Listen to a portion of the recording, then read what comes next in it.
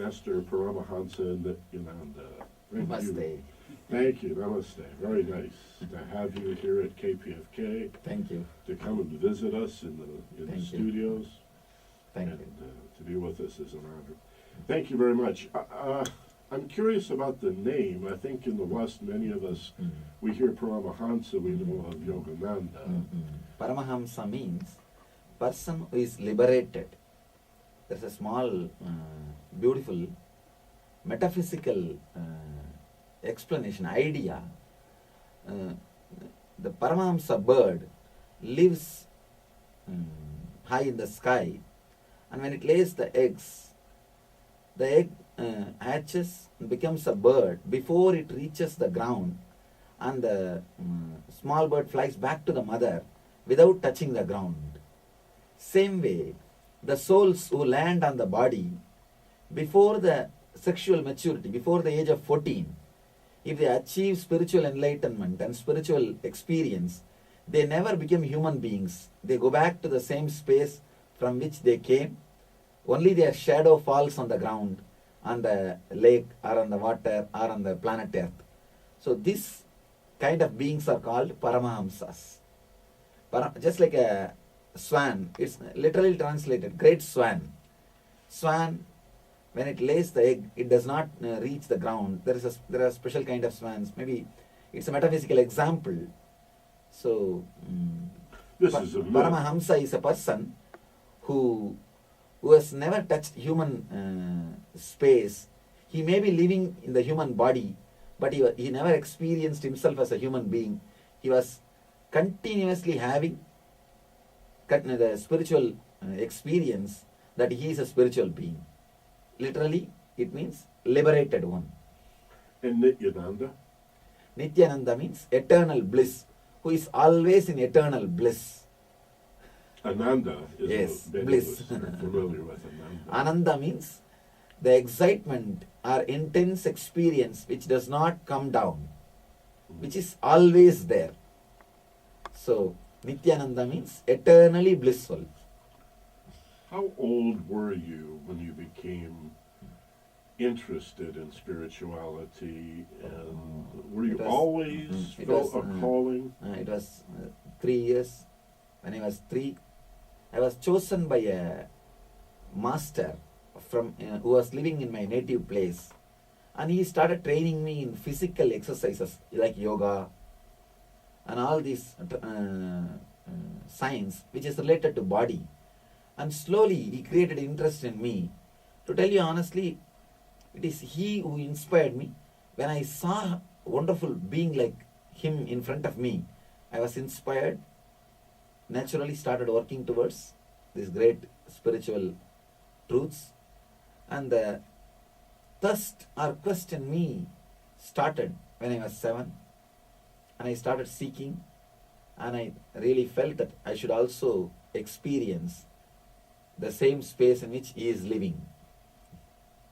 Were there particular Vedic masters? We know of Vivekananda, Ramakrishna. Were there certain masters that had inspired you? Yes. There was a great master called Ramana Maharshi.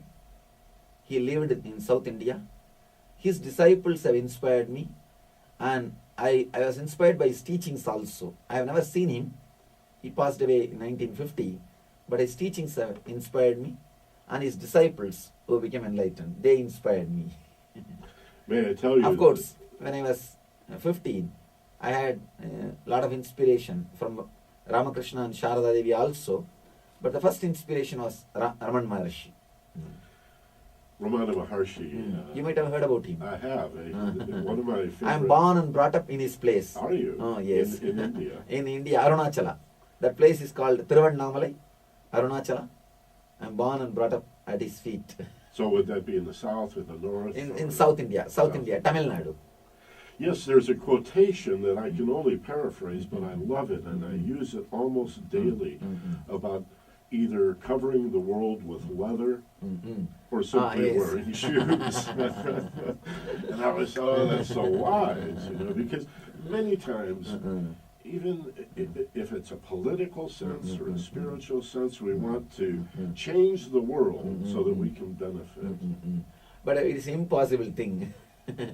See, in front of a projector light, if you keep a slide, you will see whatever is in the slide in reality, in screen. And same way, our being is projector light, and our slide is engrams, samskaras. What we are seeing outside in the screen is our world. If you try to fight with the screen or the light beam, you can't do anything. If you want to change, you have to change in the projector slide itself. Only then you can change the scenes. So you have to change your samskaras, engrams, to change the scenes. Neither fighting with the screen nor fighting with the beams is going to help. A small story. One guy came back to house after fully drunk, late night. And somehow he fell and created some injuries for himself. He has wounded himself, some bruises all over the body. He wants to escape from his wife. So he did not create any sound, slowly went to bathroom and put some bandage and dressing and everything, and came and slept on his bed. Next day morning, wife started shouting, "You came fully drunk." He said, no. He started acting innocent and said, "No, how do you know I was drunk and I came late because little work?" She said, "No, by seeing the mirror in the bathroom, I understood, because you put bandage on the mirror."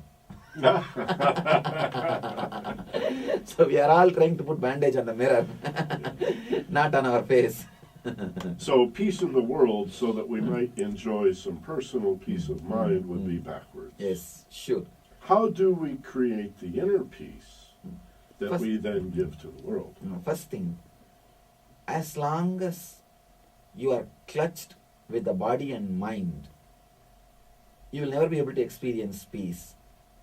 The best immediate way to experience peace is unclutching from the body and mind.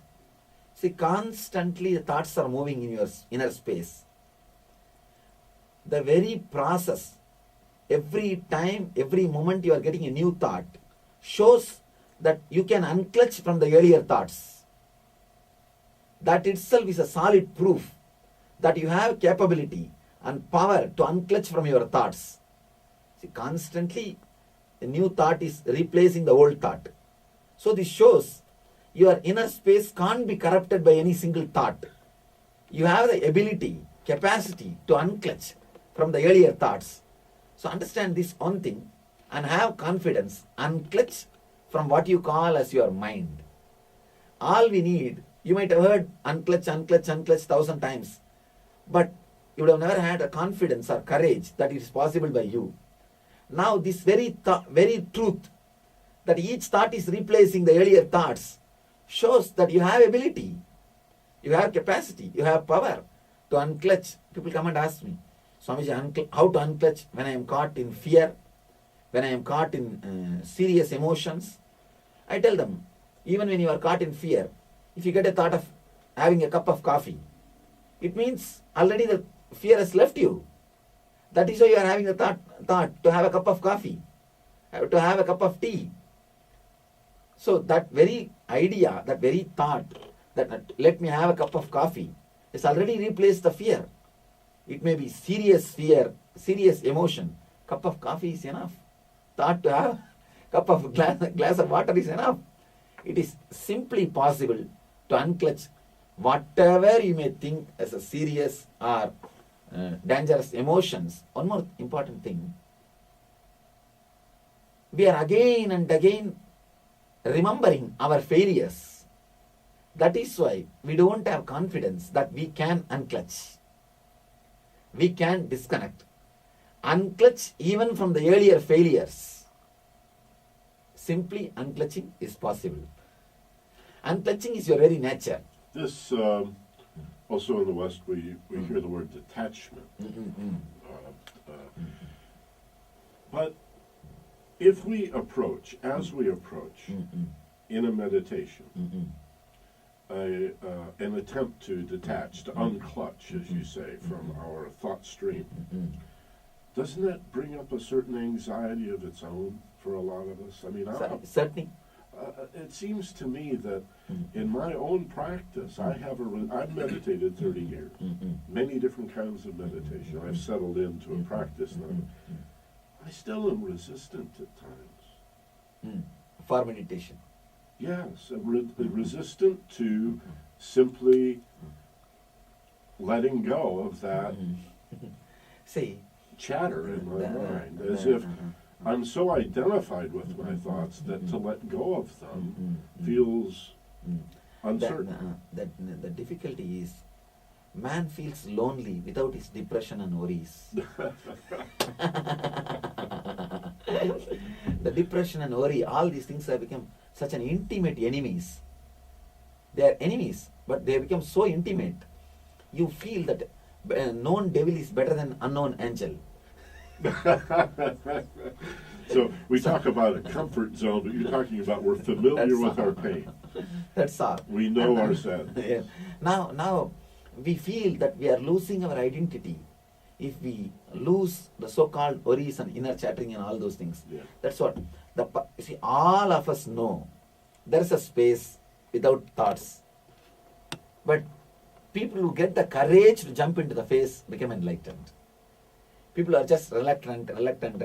They stay. That's why in Eastern tradition we call people who want to become enlightened, only they are called dhira. Dhira means courageous. Not the person who goes to army. Not the person who goes and fights with others. Not even the person who can kill 1,000 elephants. In India there are different kinds of poetries that sung towards a person who has achieved certain things. It's like an award. If you kill 1,000 elephants, you are given certain award. If you kill 100 elephants, you are given certain award. If you kill your mind, you are given the best award. There are songs sung in that particular tune to that person to honor his achievements. Person who has killed 100 elephants, for him only a lower award is given. For a person who kills 1,000 elephants, for him only second grade award is given. Only a person who conquers his mind is given the first award. He is called Mahavira, the ultimate warrior. Interesting. Also in the East, a snake is usually associated with Kundalini. But in the West, the dragon and the snake often is a bad symbol. And so slaying dragons in Western mythology is this hero's journey you're talking about, fighting our own internal demons, yeah? Yes. So if we would be more concerned with fighting our own demons, our own fears, we would be a better world. Sure. Because, you see, person who is caught in fear only tries to attack others. Let me kill him before he kills me. That is the base of any war, any violence, anything. Unless you are threatened, you do not threat others. You do not don't threaten others. So if we can handle our own fears, naturally we will not be threatening others. We will know how to balance ourselves inside and how to settle inside our being. Naturally we will not be threatening to others, and we will create more peaceful world, more blissful world. I began to talk to you at the top of the program here just 10 or 15 minutes ago about your youth. And I was curious about the point at which, or the stage at which you became realized. Was that an instant, a moment, or was it a progression? How did that unfold for you? Oh, this is a nice question. This is I can say that $1 million question. Whatever you call the sudden enlightenment or a gradual progress. This is the big thing. Let me describe how it happened to me. That's the only thing I can say. It's like I was inspired by a great master called Annamalai Swamigal. He is a disciple of Raman Maharshi. Let me tell a small story so that I'll be able to tell you what exactly I want to tell. And one day I was taken to him by my parents just to listen. Usually in India, all the kids will be taken to enlightened people for blessings and health and for anything. So he was sitting and talking to people that we are soul and consciousness, we are beyond suffering and pain and all those things. I was shocked. What is this? He's telling we are beyond pain and suffering, but when I fall on the ground, I feel the pain. When my mother scolds me, I feel the suffering. In India, kids will be beaten also sometime. If you don't behave properly, mom and dad will beat. and when my mom scolds me, I feel the suffering, I feel the pain. And he's telling we are beyond pain and suffering. I went home and I was constantly thinking about that. Took a knife and just wanted to check whether I have pain or not and cut my thigh. Still the mark is there. Of course, I had pain and I was taken to doctor and treated and everything. After a few days, I went back to him and asked him, see, you told that we don't have pain or suffering, but believing you, I cut myself. Now I feel the pain and suffering. He told me, son, don't bother about this pain. Your courage to experiment with the truth will lead you to truth. This courage will liberate you from all pains. And he gave me a simple technique. Now, put your courage to experiment with this technique. Not the words which I told you.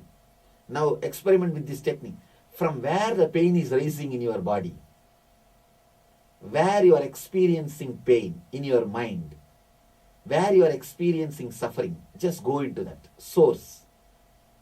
So I played with the technique for 2 years. I can't say I practiced. I only played because I'm a 10-year-old boy, hardly 10-year-old boy. I was playing with the technique. I don't know whether the progress has happened slowly. That I don't know. But the enlightenment itself happened only suddenly. When I was sitting